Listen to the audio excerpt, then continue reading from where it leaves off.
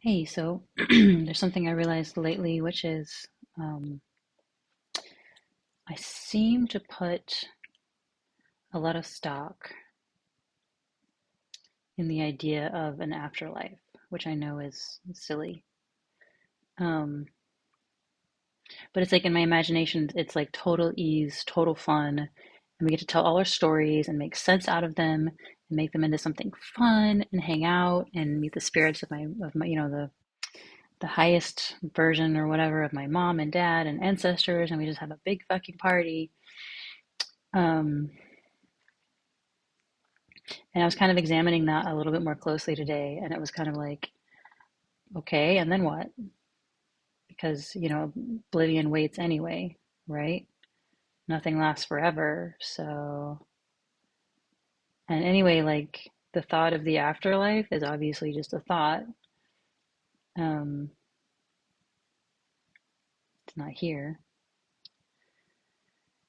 So, really, it comes down to, again, obviously, forgive me for having to go over things a million times in different ways, but this is this unique expression of this. It's kind of intimidating, to be honest. It's like, wow, this moment is unique in all of creation. What do I do with it? What should I look at? What should I appreciate? And it's funny, it's just the mind gibbering because you're going to look at what you're going to look at. You're going to feel what you're going to feel. The choice seems to be made whether or not, I mean, whatever you think about it. So anyway, yeah, because that's what bothers me about death. It's like it I think of it as like a vase full of some kind of liquid, right? It breaks and spills into the void. And so my point of view, my memories, my talents, my proclivities, my particular consciousness, the particular set of quirks and memories, like it's really, really, really gone. It's going to be as if it never was. Well, I mean, we just watched the movie Cloud Atlas, and it's interesting what stories kind of percolate into the next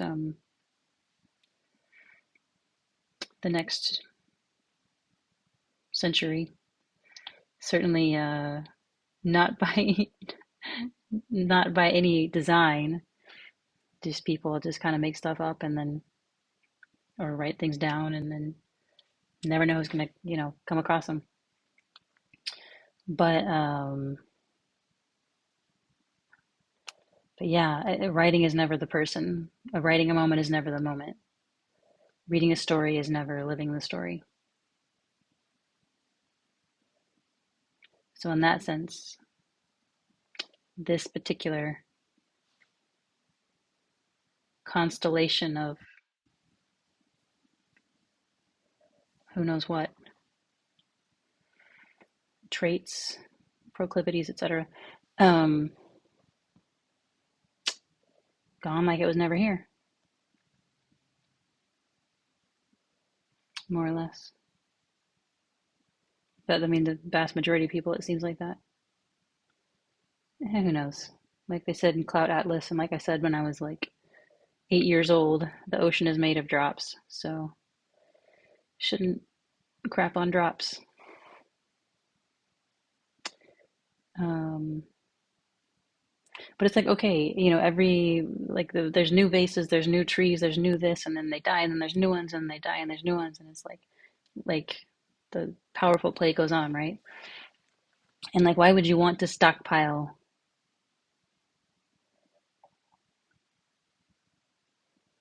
whatever this is, right? It's like, where are you going to stockpile 8 billion or 8 trillion or 8 quadrillion or however many life forms there are, right? It seems like there's no like repository, there's no permanence. Or maybe there is, I don't know. Maybe like I am on a nameless, placeless, timeless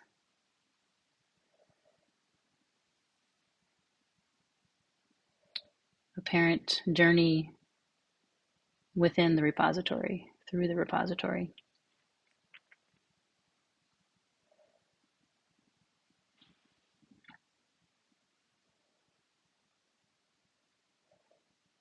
Okay, the whole thing could blink out at any moment or start over or whatever. Who knows? Who knows what's even going on?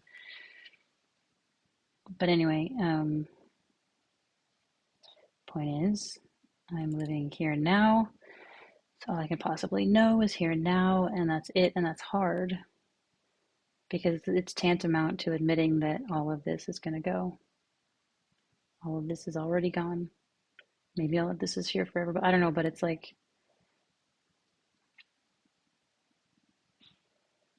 it's so fleeting. You know, my kids love Pokemon, got to catch them all. You can't catch anything.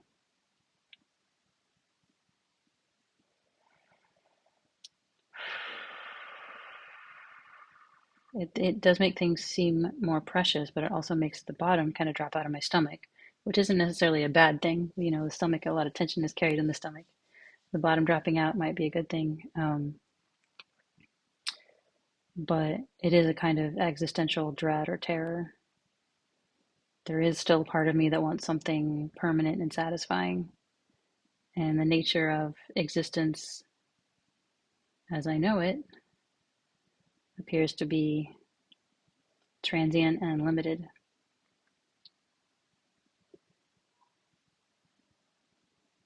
But I don't even really exist in the first place. I'm just kind of a little eddy current of energy. So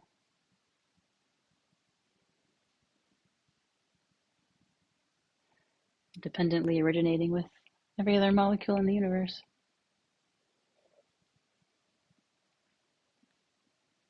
Fucking watching YouTube and shit.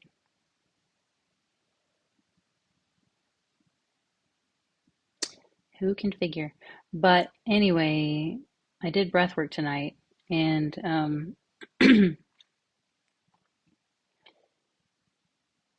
a part of me came out of hiding, and that's the part that doesn't give a fuck, that genuinely does not care what happens in this world or to anyone in it.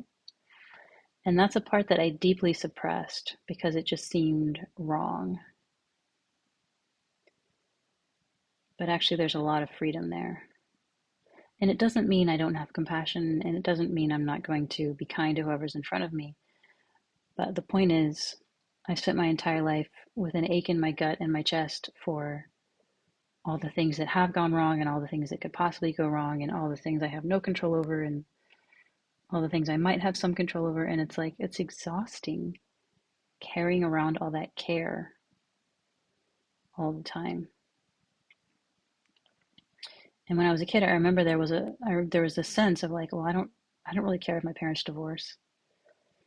And I always assumed that was just association. But I think there was also some wisdom there, actually.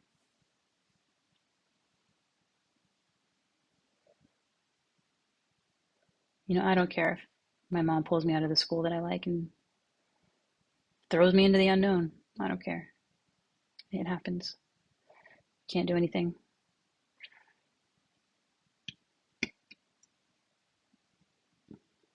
There was some, I mean, yeah, there was dissociation and there was buried pain and there was misery and all that other stuff, but there was also wisdom.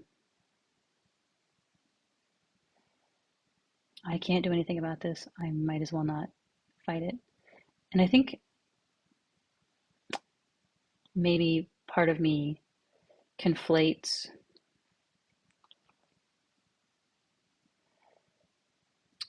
you know, not caring about anything that's not in my immediate vicinity with, wow, I just had a huge deja vu. Um,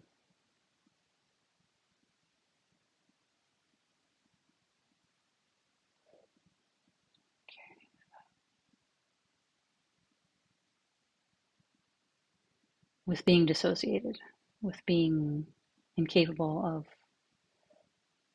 love, feeling. I suspect it's the opposite. I suspect the less I care,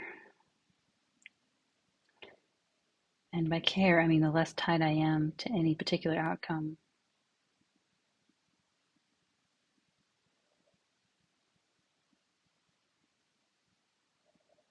the more open I can be to what is. And that includes people, of course. And I just kept naming all the things that I was sort of tied up in, or that I sort of have staked some kind of wish for an outcome.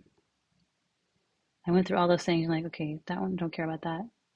And it was not like that I don't care about it ever, but it's like right now, no, I don't care about that.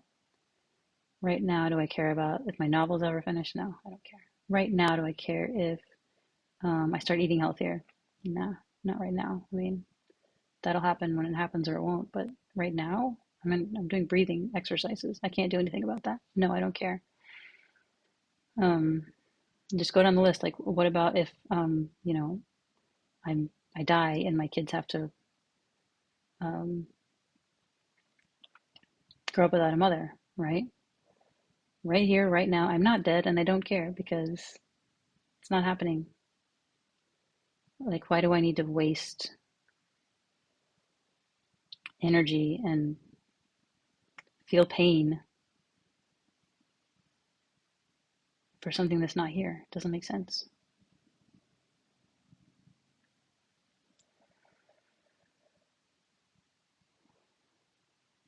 It's one of the biggest ones, gotta admit. Everything else, it's like I could, okay, but my kids, and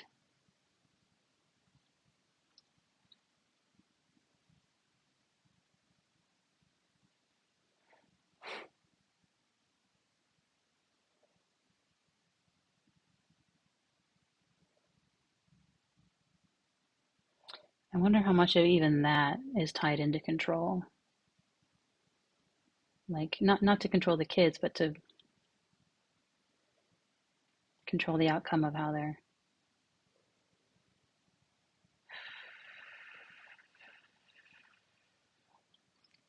what their experience on this planet is like. It might not be up to me. I mean, you know, I might die, and then that's it. It's not up to me. Whatever happens next. It's hard to let go of something like that, that illusion of any control over that.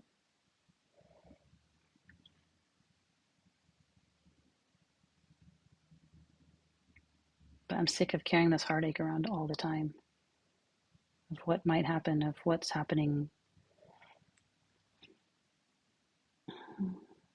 all over the world that I can't control.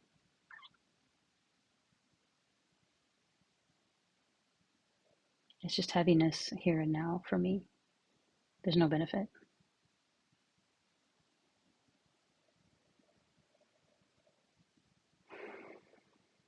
It keeps me stuck, thinking I have to control any outcome anywhere.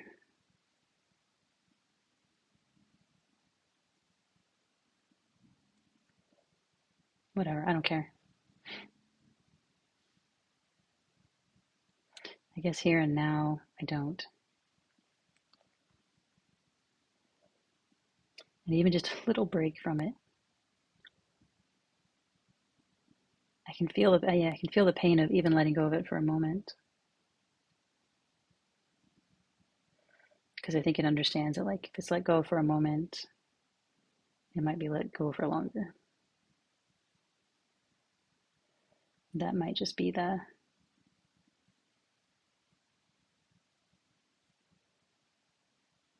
break in the dam.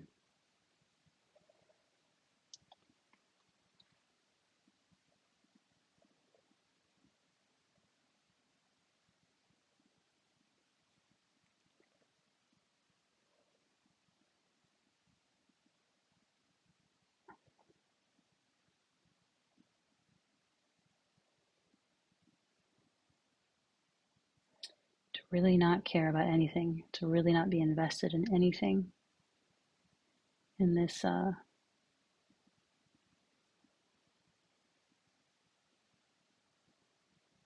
realm.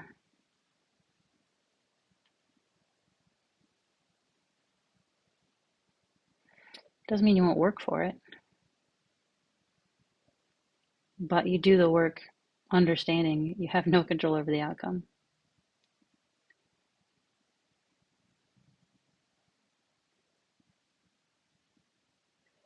You'll do whatever work you feel called to do without all this baggage. That seems to be what can happen. Just do the fucking work. Let the universe take care of the rest. And I know, like, that's whatever, self-help 101, but difficult thing for me to, I mean, it's kind of wisdom that believing is one thing, embodying is something else, like most wisdom. So yeah, I feel like I made some strides toward embodying that wisdom. But I don't care, whatever.